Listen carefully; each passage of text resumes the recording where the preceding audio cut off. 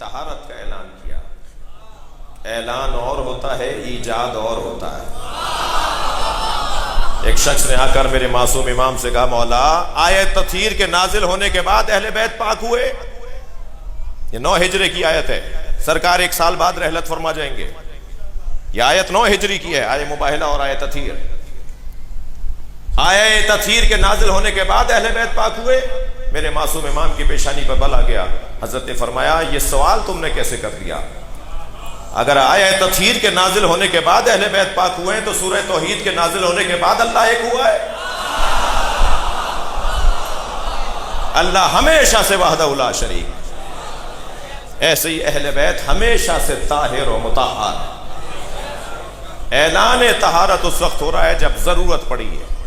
قرآن مجید سورہ مبارکہ نور کی آیہ کریمہ،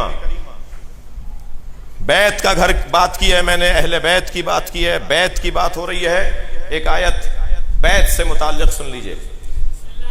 فی بیوت اذن اللہ ان ترفع ویذکر فیہا اسمہ، ان گھروں کو تعمیر کرو.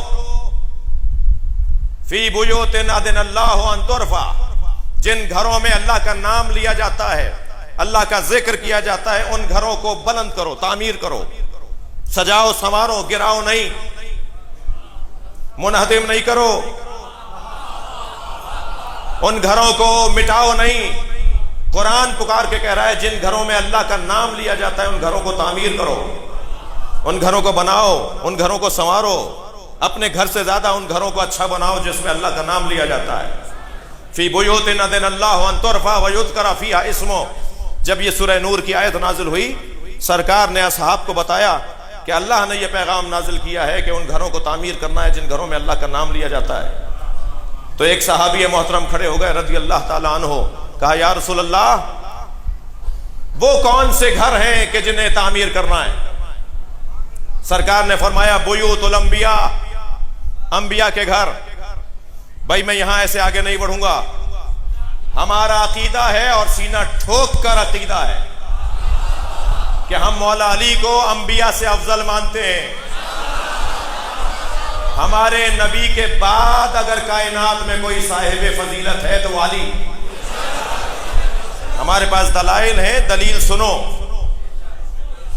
اب سے 3 سال پہلے ماہ مبارک رمضان میں ایک ٹی وی چینل پر یہ بحث آ گئی، ہمارے ایک عالم دین نے یہ گفتگو کی تو فوراً شور مچا اور آپ کی راولپنڈی میں ایک FIR بھی کٹ گئی توہین انبیاء کی. اور FIR اس بنیاد پہ کٹی. پھر طالب رضوی سے کہوں گا کہ یہ ذرا تحقیق تو کیجئے، ایک ہی تھانہ راولپنڈی کا FIR ہے، کیوں کاٹتا ہے؟ جی توجہ ہے؟ آپ کیوں پریشان ہو رہے ہیں؟ میرا تو سوال ہے. FIR کٹ گئی کہ جی جو یہ کہے گا کہ علی مولا انبیاء سے افضل ہیں وہ توہین انبیاء کر رہا ہے اور اس پہ توہین انبیاء کی سزا لگے گی اور FIR کٹے گی. پہلے تو میں آپ سے گزارش کروں، آپ سے کہہ کر کسی اور سے کہہ رہا ہوں کہ یہ FIRوں کی بیلنس پالیسی اچھی نہیں ہے. یہ پاکستان کے حالات کو مزید بدتر اور مزید مقدر کرنے کی طرف ایک نامناسب اور غیر معتدل عمل ہے. کنٹرول کریں. ہمارا بھی حال آپ کو پتا ہے، ہم اگر بکتے ہیں تو صرف عزاداری کے لیے بکتے ہیں. ہم سب کچھ قربان کر دیتے ہیں، سب کچھ دے دیتے ہیں، ہمارا سب لے لو، ہم صرف عزاداری کے لیے. اس ملک میں ہمارا صرف ایک مطالبہ ہے، ہمیں رونے دو. یہ جو جلوس پر تبصرے ہوتے ہیں نا کہ جلوس نہیں نکلنے دو، جلوسوں کو روکا جائے، اس کا سبب بتا دوں؟ ہمارے مزاج میں نہیں ہے بہت زیادہ. اب بھی میں کل بھی ایک جگہ گیا تھا تو میں اپنے وہ دوست بھی جنہوں نے بلایا تھا وہ جانتے ہیں کہ 10 دفعہ بلانے پہ 1 دفعہ ٹائم نکال پاتا ہوں. بہت چھوٹا سا ذاکر ہوں اور اپنے خطابت پر بھی کوئی مجھے بھروسہ اور اعتماد نہیں ہے، یعنی میں اعتماد نہیں ہے، میں خطیب بھی بہت اچھا نہیں ہوں، لیکن ٹائم نہیں ہے تو بہت شوق نہیں ہے کہیں آنے جانے کا. مگر ایک دفعہ ایسے ہی ہم ایک نشست میں تھے تو بحث ہونے لگی کہ یہ جلوس فلاں روڈ سے گزر کر فلاں گلی میں جائے گا اور پھر کچھ دیر کے بعد کوئی 15-20 منٹ کے بعد دوبارہ روڈ پر آ جائے گا. تو اس گلی میں رہنے والوں میں ایک مفتی صاحب تھے, وہ کہنے لگے ہماری گلی میں جلوس نہیں آئے گا. تو جو ڈپٹی کمشنر صاحب وہاں بیٹھے تھے انہوں نے کہا مولانا 20 منٹ کی بات ہے, جائیں گے اور پھر دوبارہ, وہ پرانا روٹ ہے جی, 70 سال سے 80 سال سے کرتے آ رہے ہیں, پاکستان بننے سے پہلے کے جلوس ہیں اس ملک میں.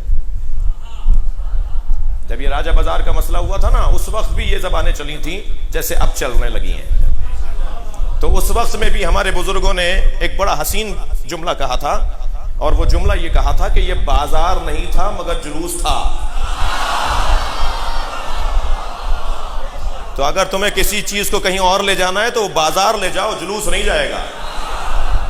ایک بات. دوسری بات یہ کہ جب یہ کہتے ہو نا کہ جلوسوں کو شہر سے باہر بیابانوں صحراؤں میں کوئی جگہ دے دو ان لوگوں کو ماتم کرنے کے لیے اور جلوس نکالنے کے لیے, تو میرا تو موٹا سا سوال ہے, میں نے اس وقت بھی ایک رسانے پر کہا تھا, پھر تکرار کر رہا ہوں کیونکہ وہ باتیں دوبارہ دہرائی جا رہی ہیں. اور یہ بھی میں آپ سے کہہ دوں کہ کچھ ہی مدت کے بعد پاک فوج کے ایک سربراہ نے آ کے بتایا کہ کیا ہوا تھا. جی کیا ہوا تھا, خود ہی کالے کپڑے پہن کر اپنے مدرسے پہ حملہ کر رہے تھے جی. اور آج میں آپ کو بشارت دے دیتا ہوں کہ یہ جو 2 شکایتیں ہم سے ہوئی ہیں نا اس ملک کے اندر, ایک اسلام آباد میں اور ایک کراچی میں, تو آج میں آپ کو بشارت دیتا ہوں کہ 2-4-5 سال سے زیادہ نہیں گزرے گا وقت کہ سب پتہ چل جائے گا کہ سازش کیا تھی. تم نے کل بھی خود بنایا, پورا ڈیزائن کیا, پورا ماحول بنایا اور ہمارے خلاف ماحول بنا دیا, اور اب بھی تم نے خود بنایا ہے اور ہمارے خلاف ماحول بنا رہے ہو. میں موٹی سی بات کروں گا میرے بیان کی, اسلام آباد کی آج آخری مجلس ہے. خبردار, عزاداری اور تشیع 2 چیزوں کے نام نہیں ہے. شیعت اور عزاداری ایک ہی چیز کو کہتے ہیں. جب تم عزاداری پر پابندی لگانے کی بات کر رہے ہو تو تم سیدھا کہہ رہے ہو تشیع پہ پابندی لگا دو. ہم مدرسہ نہیں بناتے, علم لگاتے ہیں. تھک کر نہیں سنیں گے. ہاں مدرسہ بناتے ہیں, کوئی غلط فہمی نہ ہو, مدرسہ بناتے ہیں, مگر ہم چپے چپے پہ مدرسہ نہیں بناتے, ہم چپے چپے پہ علم لگاتے ہیں. اور چپے چپے پہ علم اس لیے لگاتے ہیں کہ یہ علم نہیں ہے, حسین کا مدرسہ ہے. وہ جو سارے دن ٹنڈے اور ٹماٹر اور ککڑی بیچتا ہے, وہ جو سارے دن محنت کرتا ہے اور ٹھیلا لگاتا ہے, اور صبح سے شام محنت کرنے کے بعد رات کو تھکا ماندہ گھر پہنچتا ہے, وہ کپڑے تبدیل کر کے مجلس میں جاتا ہے, اس کا دین ہی ہے. وہ قرآن ہی یہاں کے سمجھتا ہے, وہ دین یہاں کے سمجھتا ہے. ہم نے اس وقت بھی کہا تھا کہ اگر تم نے صحراؤں میں اور بیابانوں میں جلوسوں کو منتقل کر دیا, یہ کہہ کر کے شہروں سے باہر لے جاؤ, تو میرا ان سے سوال یہ ہے کہ یہ کون ضمانت دے گا کہ پھر 10 سال بعد جس روٹ پر ہم نکل رہے تھے وہاں شہر نہیں بسے گا. لبیک یا حسین.